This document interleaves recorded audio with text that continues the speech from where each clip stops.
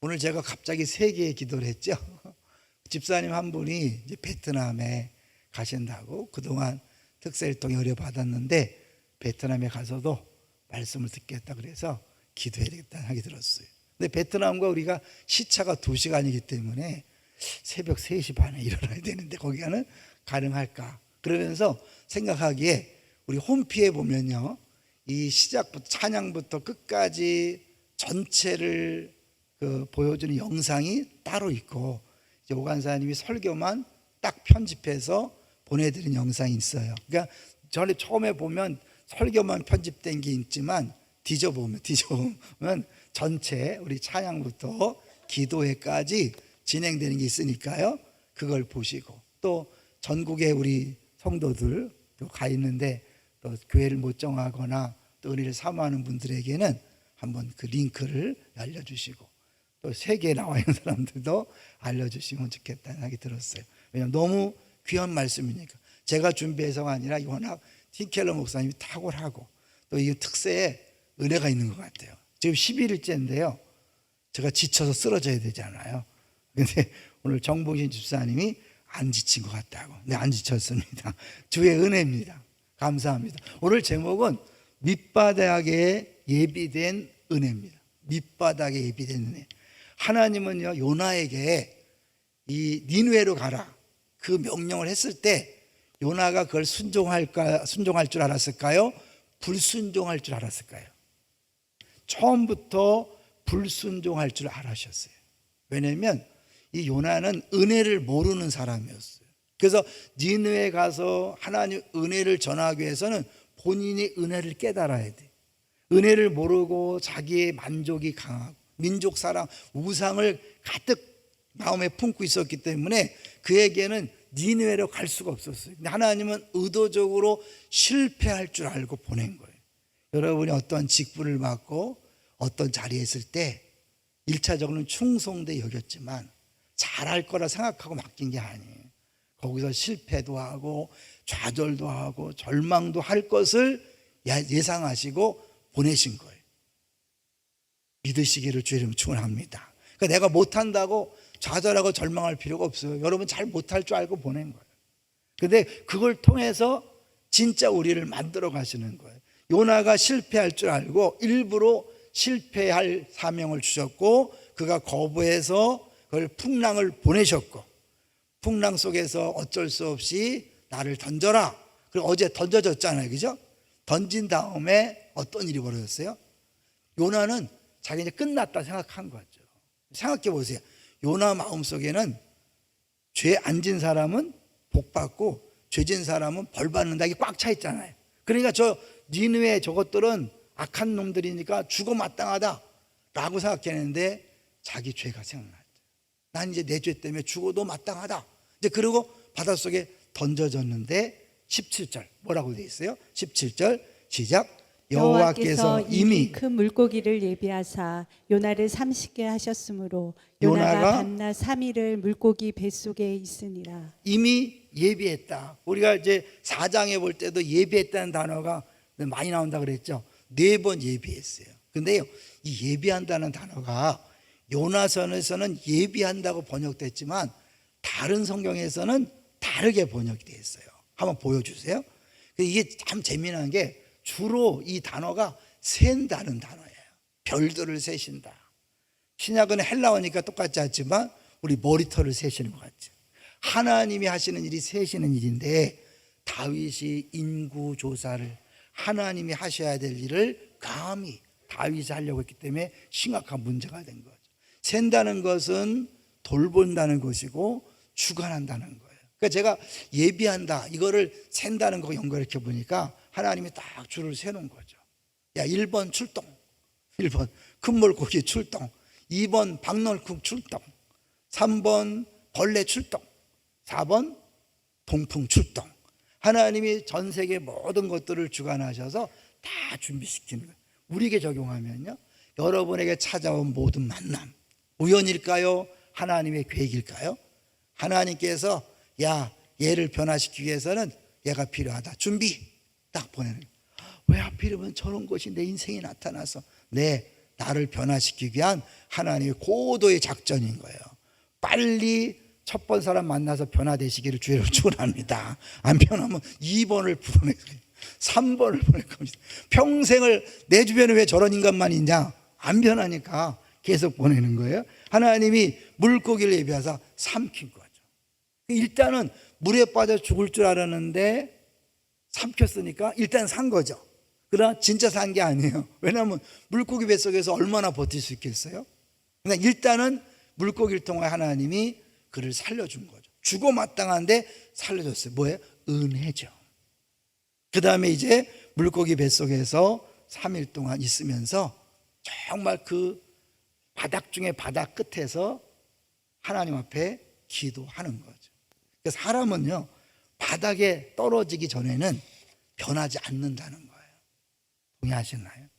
사람이 잘 나갈 때는요, 절대 변하지 않습니다. 그래서 하나님이 어쩔 수 없이 사람들을 바닥으로 밑으로 빠지게 해요. 바닥을 친다 그런 표현을 쓰잖아요. 그럼 바닥을 쳐야 올라오는 것처럼 우리 인생도 바닥에 가야, 그래야 교만을 내려놔요. 바닥을 가야 내가 그렇게 붙잡고 있었던 것을 내려놓게 되는 거죠. 요나는 이런 바닥을 경험하지 않으면 변화될 수 없기 때문에 하나님께서 바닥 속으로 집어넣을 거죠. 자기는 배 밑에 가서 잤지만 하나님은 그 정도가 아니에요.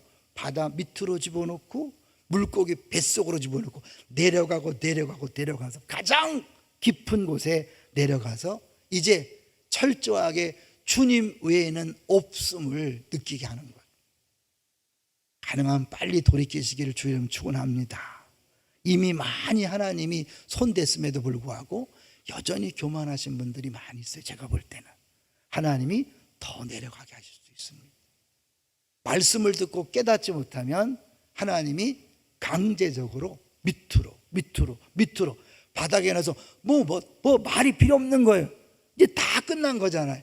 그런 상황으로 몰고 가서 결국은 그에게 주님을 만날 수 있도록 그렇게 하시는 거죠. 우리 말씀을 준비하다가 윤영주 장로님 생각났어요. 윤영주 장로님 간증 들어보셨어요?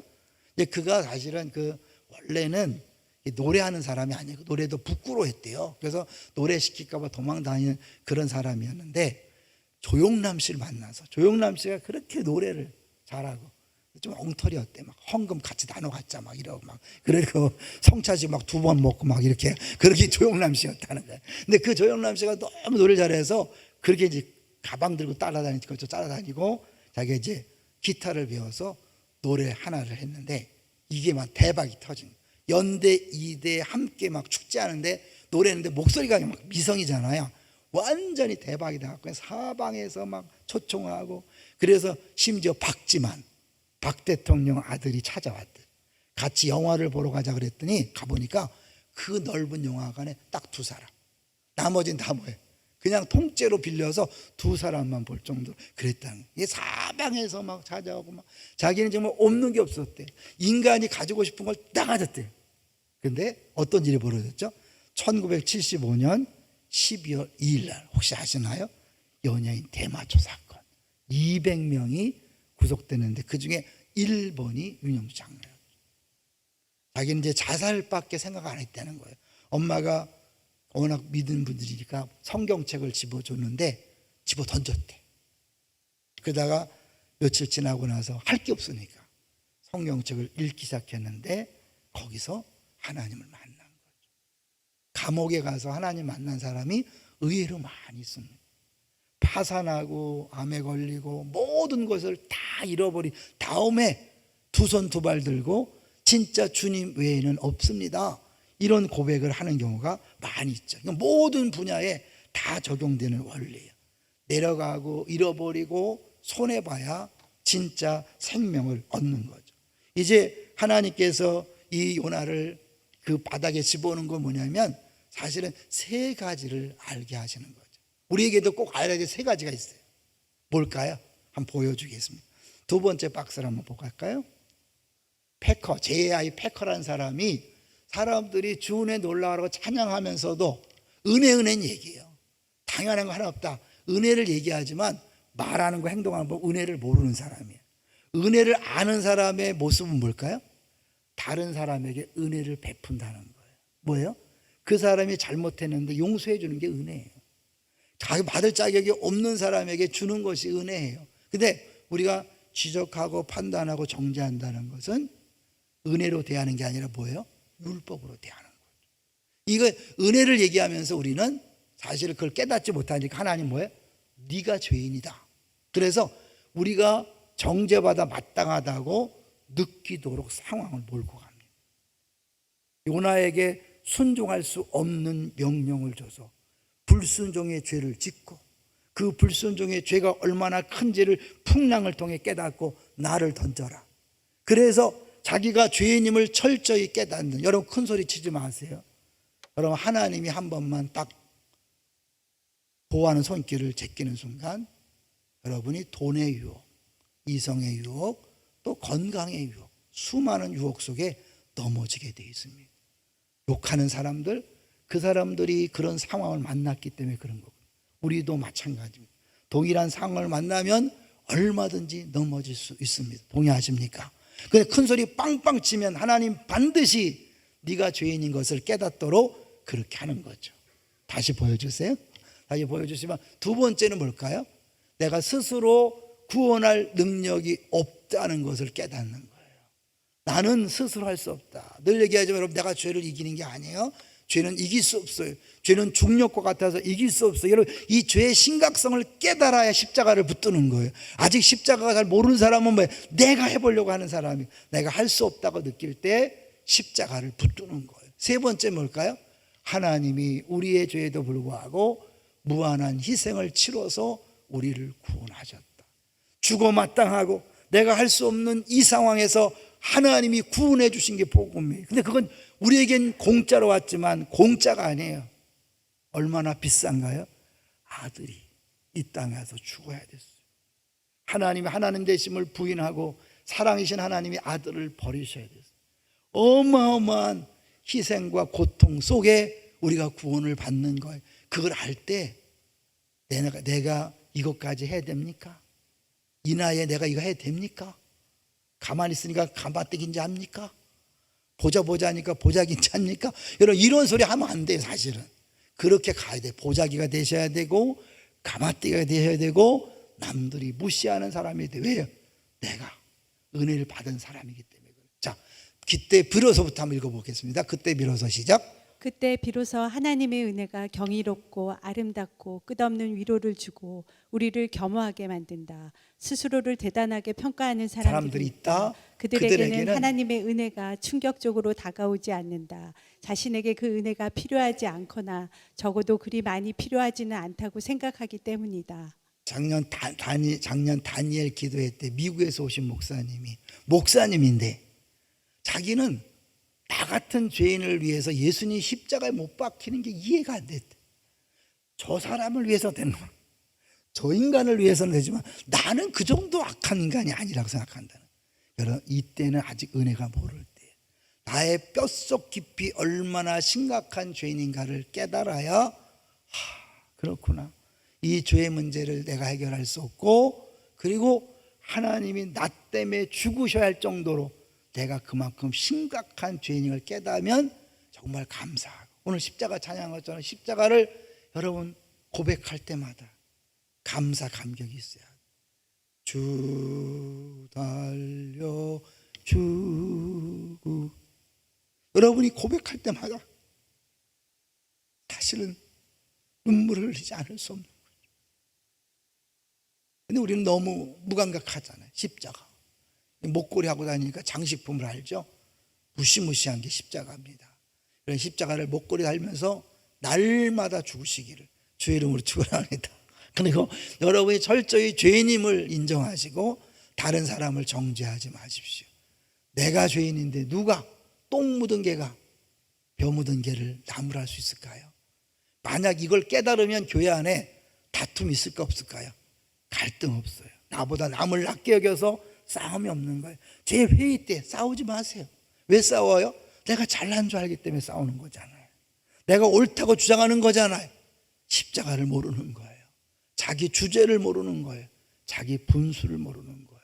단어가 좀 그렇지만 여러분, 하나님 앞에서는 우리가 철저히 낮아져야 합니다. 어떻게 해서 하나님 그걸 잔인한 자비라고 그러세요. 잔인한 자비. 하나님 막 깔아뭉개서 부셔뜨려서 밑으로 깔고 깔아서 도저히 견디지 못하고 고백하지 않도록 앉으면 안 되게 만드는 그런 상황인 거예요. 저는 우리가 말씀을 이렇게 들을 때 더 버티지 말고 깨닫고 빨리 돌이키지 않으면 하나님이 나를 깨트리기 위해서 가족 전체가 고생한다니까요. 저는 이게 너무 마음이 아파요. 남편을 깨트리기 위해서 그 아내와 자녀들은 무슨 고생을 해야 돼? 무슨 잘못이 있어요? 남편을 깨트려야 돼. 아내를 깨트려야 돼. 자녀를 깨트리고 구석에 집어넣고 바닥에 밀어놓기 위해서 사업을, 직장을, 건강을, 물질을, 상황을, 관계를 막 깨트리잖아요. 그것은 깨달아야 해결됩니다. 우리 요나가 그걸 보여주고 있잖아요. 이가 이제 그걸 바다에 던져졌을 때 이제 비로소 은혜를 얘기하고 구원을 얘기하고 하는 걸 볼 수 있어요. 이제 마지막 박스를 하나 더 볼 텐데요. 사실은 이제 하나님이 이 요나를 구원하시죠. 그런데 이 요나가 진짜 변화된 것은 깨달음이에요. 그 물고기 뱃속에서 나오는 것은 부산물이라는 거예요. 한번 우리 다 같이 읽어볼까요? 시작. 하지만 하나님이 그를 구원하신다. 요나는 초자연적 구원에 힘입어 물고기 뱃속에서 탈출할 거라는 보장이 있기 전에 하나님을 찬양하고 자신을 그분께 드린다. 이것은 주목할 만한 중요한 대목이다. 잠깐 멈추세요. 이게 중요한 거예요. 나와서 찬양한 게 아니에요. 이미 안에서 찬양한 거죠. 계속해서 하나님의 은혜를 깨닫는 바로 그때 큰 결단이 이루어진다. 위대한 기적이 일어나는 순간은 어떤 초자연적 사건에 의해 역사의 방향이 바뀔 때가 아니다. 위대한 기적은 사람이 자신의 죄를 인정하고 하나님 앞에 그것을 고백할 때 그 결과로 하나님이 창조주, 피조물에 깨어진 관계를 회복시킬 때 일어난다. 이것이 진정한 구원이다. 물고기 배에서 빠져나오는 것은 그 부산물일 뿐이다. 물고기 배에서 나와서 사람이 변하는 게 아닙니다. 엄밀히 말하면 암이 나서 변하는 게 아니에요. 대박이 터져서 변하는 게 아니라 진짜 깨닫는 거죠. 내가 죄인이다. 그리고 하나님이 정말 나를 위하여 그 아들을 희생할 정도로 나를 사랑하신다는 것이 느껴질 때 다른 모든 것들은 보이지 않습니다. 이제 가난은 괜찮아요. 병들어도 괜찮아요. 애들이 잘못돼도 괜찮아요. 상황이 어려워도 괜찮아요. 왜요? 나를 사랑하신다는 걸 알기 때문에 그것도 사랑이기 때문에 이제 지금 알지 못하지만 나중에 가면 그렇구나라고 할 수 있기 때문에 그런 거죠. 한 사람 더 이야기하고 마치려고 합니다. 찰스 콜슨이라고 기억하시나요? 미국 워터게이트 사건에 닉슨의 최측근의 참모로서 닉슨을 대통령 만들고 닉슨과 함께 신나게 정치하던 사람이 워터게이트 사건으로 닉슨이 이제 사실은 대통령 자리에 내려왔을 때 감옥에 가게 된 거죠. 근데 그가 감옥에 들어가서 사실은 모든 걸 다 잃은 그때에 예수를 만납니다. 그리고 그는 거기서 변화되어서 교종선교회라는 세계 교종선교회를 만들고 결국은 템플턴상 아시죠? 우리 한경진 목사님이 받았던 템플턴상, 종교 부분의 노벨상이라는 것까지 받게 됩니다. 그러면서 자기는 얘기해요. 나는 워터게이트 사건이 발생한 것에 대하여 개인적으로 하나님께 감사한다. 그것 때문에 모든 걸 다 빼앗기고 감옥에 들어갔지만 감사한다. 그 사건을 통해 나는 가장 암울한 시기에 가장 소중한 것을 얻었으며 그것은 구원의 확신이었다. 할렐루야. 다른 모든 것들을 다 잃어버려도 이 구원의 확신을 갖는 순간 그것이 더 진짜고 더 확실한 것이고 그것이 행복이면 할 때 이제는 뭐야? 초가나 궁궐이나 그 어디나 하늘나라가 되는 줄로 믿습니다. 이 새벽에 말씀을 듣다가 정말 여러분이 죄인이심이 죄인이란 사실이 깨달아지시기를 주의 이름으로 축원합니다. 내 힘으로 내 노력이 아니라 주님 외에는 방법이 없다는 사실을 인정하시고 정말 하나님이 나 때문에 아들을 버리시는 그 고통, 하나님이 영이신 하나님이 육신을 입고 와서 뼈다귀 맞고 조롱당하고 침뱉음을 당하고 나의 하나님 나의 어찌하여 나를 버리셨나이까? 버림을 당하는 그 고통을 통해 내가 구원받았음, 그 정도로 사랑받았음을 깨달음으로 알미암아 이제 모든 문제가 안 되는 자유와 행복을 마음껏 누리시기를 주의 이름으로 축원합니다.